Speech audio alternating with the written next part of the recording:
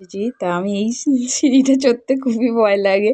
দেখো আমি তাও দেখো কিরম ভয়ে, ভয়ে হাত নাড়াচ্ছি। এই আমার ছেলে আগে উঠে গেছে। আমার বর ক্যামেরা ধরেছে। এই দেখো এখানটা আমি হুমড়ি খেয়ে পড়েই যাচ্ছিলাম আমার বর না থাকলে। তা আজ আমি গেছি পার্ক স্ট্রিটের ওখানে রথমেলা হয় ইস্কন মন্দিরের ওখানে।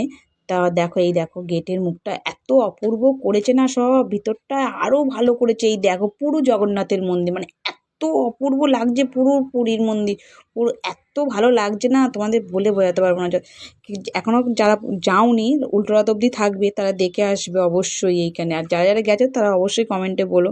এ দেখো 3টে রথ করেছিল দেখেছো। আবার এখানে ঐতিহ্যগুলো ধরে রাখার জন্য সব ফটো ফ্রেমে একটা জায়গায় ঘরে রেখে দিয়েছে সব টাঙিয়ে, কি ভালো লাগছে সব দেখে না, আমি তো অবাক হয়ে গেছি এত সুন্দর রথের এত সুন্দর হয়।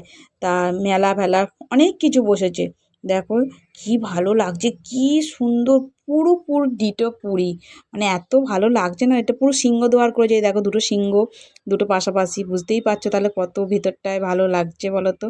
তা এখানে ঘুরতে তো গেলাম। তা এই দেখো ভিতরটা দেখো স্বামীজি বসে আছে, এটাও খুব সুন্দর করে, ঝাড়বাতিটাও খুব সুন্দর দেখো কি ভালো লাগছে, মানে আমি গিয়ে তো পুরো মুগ্ধ হয়ে গেছি, এতটাই ভালো লাগছে। এই দেখো স্বামীজি বসে আছে। তারপরে এখানে প্রসাদ দিচ্ছে, একটু প্রসাদ নিয়ে নিলাম। আমি তো দেখিনি বলে এইগুলো এত ভালো লাগছে না দেখতে, না তোমায় কী বলবো, মানে খুবই ভালো লাগছে। একটু প্রসাদ খেয়ে এবার একটু বাইরে চলে এলাম। আমি যে না একটু বাইরে ঘুরে আসি, বলছে না এখানে দাঁড়িয়ে থাকবো। আমার বর বলছে এত ভালো লাগছে, মানে তোমাদের বলে বোঝাতে পারবো না, এত সুন্দর আছে। 3টে রথ আছে, পাশ দিয়ে যেতে পারবে। তাই এখানে খুবই ভালো। তোমরা কে কে এসেছো একটু বলো কমেন্টে। টাটা বন্ধুরা।